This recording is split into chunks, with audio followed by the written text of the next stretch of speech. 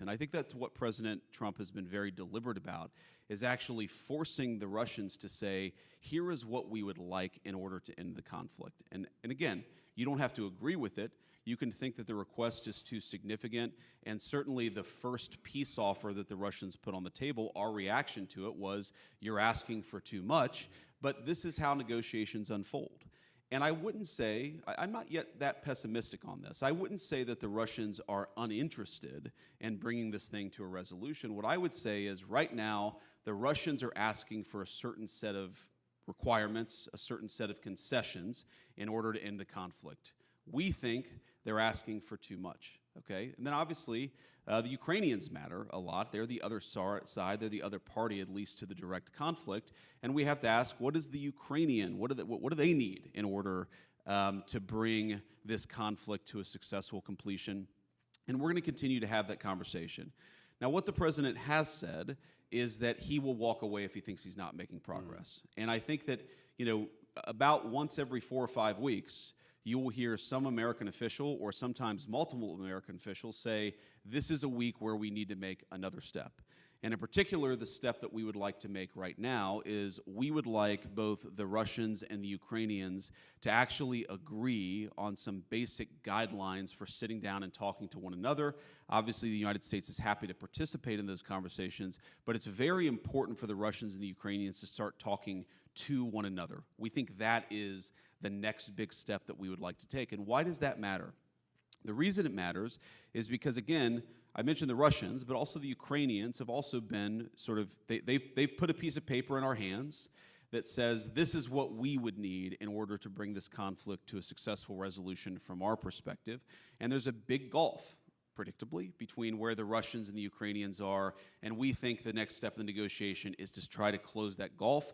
We think it's probably impossible for us to mediate this entirely without at least some direct negotiation between the two, and so that's what we focused on. But I'm not yet a pessimist on this. I mean, obviously, the Russians and the Ukrainians are not there yet because the fighting is still going on.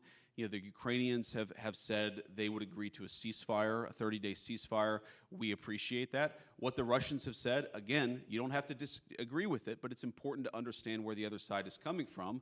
What the Russians have said is a 30-day ceasefire is not in our strategic interest. So we've tried to move beyond the obsession with the 30-day ceasefire and more on the what would the long-term settlement look like. And we've tried to consistently advance the ball. One final point I'd make about this, I think it probably wouldn't surprise anybody in the room, but there are a lot of people watching who are not in the room, is a frustration that we've had, frankly, with both sides, is that they hate each other so much that if you have an hour conversation with either side, the first 30 minutes are just them complaining about some historical grievance from 4 years ago or 5 years ago or 10 years ago. Look, I understand it. I understand that people don't fight wars against each other without a lot of grievance and a lot of problem, but we're trying to, as much as we can, play a constructive role in advancing the peace conversation forward. And what I'll say, just to echo something that President Trump has said many times, but I think it bears repeating, is our strong view is that the continuation of this conflict is bad for us, it's bad for Europe, it's bad for Russia, and it's bad for Ukraine. We think that if cool heads prevail here, we can bring this thing to a durable peace that will be economically beneficial for both the Ukrainians and the Russians, and most importantly, will stop the end of the destruction of human lives.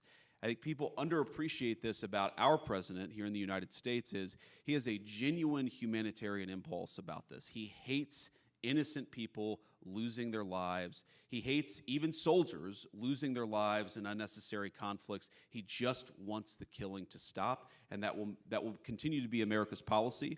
But obviously, as all of you have seen, we'll navigate that policy and react as the parties bring their grievances to us.